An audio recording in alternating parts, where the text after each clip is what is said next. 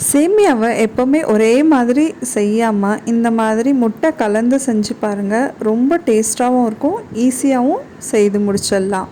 வாங்க ஃப்ரெண்ட்ஸ், வீடியோக்குள்ளே போகலாம். அதுக்கு முன்னாடி சேனலை சப்ஸ்கிரைப் பண்ணாதவங்க சப்ஸ்கிரைப் பண்ணிக்கோங்க. அப்படியே பக்கத்தில் இருக்க பெல் ஐக்கானும் ப்ரெஸ் பண்ணிக்கோங்க.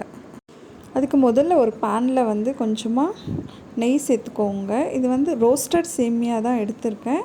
இருந்தாலும் நம்ம வந்து லைட்டாக வந்து ரோஸ்ட் பண்ணி வறுத்து எடுத்துக்கலாம். அப்போ தான் நமக்கு சேமியா வந்து உதிரி உதிரியாக கிடைக்கும்.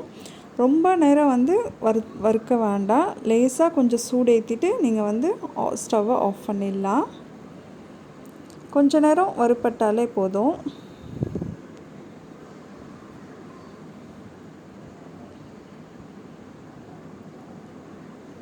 அதுக்கப்புறமா ஒரு பிளேட்டில் அதை ட்ரான்ஸ்ஃபர் பண்ணிக்கோங்க. இப்போது அதே பேன் எடுத்துக்கோங்க. இதில் நம்ம முட்டை பொடி மாஸ் மாதிரி செஞ்சுக்கலாம். நான் 100 கிராம்ஸ் சேமியாவுக்கு 3 எக்கு தான் எடுத்திருக்கேன். கொஞ்சமாக ஜீரகப்பொடி, கொஞ்சம் மஞ்சத்தூள், கொஞ்சமாக காரத்துக்கு சில்லி பவுட்ரு சேர்த்துக்கோங்க. லைட்டாக சால்ட்டும் வந்து ஆட் பண்ணிக்கலாம். இதை வந்து நம்ம முட்டை பொடி மாஸ் செய்கிற மாதிரி நல்லா கலந்து விட்டுருக்கோங்க. முட்டை நல்லா வெந்ததுக்கப்புறமா நல்லா அது கொஞ்சம் கொஞ்சமாக குத்தி விட்டுட்டோம் அப்படின்னா இது வந்து சின்ன சின்ன பீசஸாக ஆகிடும். இதை வந்து ஒரு பிளேட்டில் இதையும் மாற்றி வச்சுருங்க.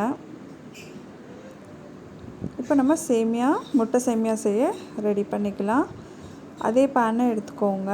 இல்லை வந்து ஒரு 2 டேபிள் ஸ்பூன் ஆயில் ஆட் பண்ணிக்கோங்க.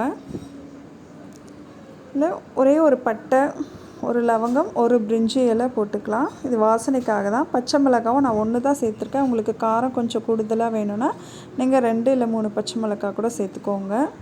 ஒரே ஒரு வெங்காயமும் போட்டுடலாம். வெங்காயம் நல்லா வதங்கினதுக்கப்புறமா ஒரே ஒரு தக்காளியும் ஆட் பண்ணிக்கோங்க. வெங்காயம் தக்காளி கொஞ்சம் நல்லா வதங்கட்டும்.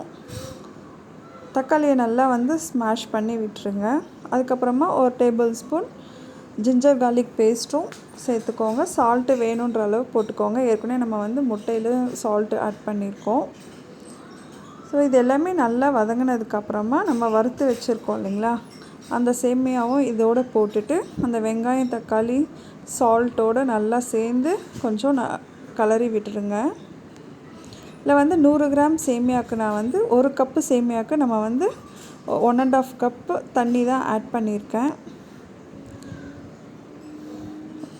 மீடியம் ஃப்ளேம்லேயே வச்சு மூடி வச்சிடலாம். மூடி வச்சிட்டோன்னா இங்கே பாருங்கள் எப்படி உதிரி உதிரியாக வந்திருக்கு. நீங்கள் எந்த சேமியா எடுத்தாலுமே வந்து 1 கப்பு சேமியாவுக்கு 1½ கப் தண்ணி சேர்த்தோம் அப்படின்னா நல்லா சேமியா உதிரி உதிரியாக வந்துடும்.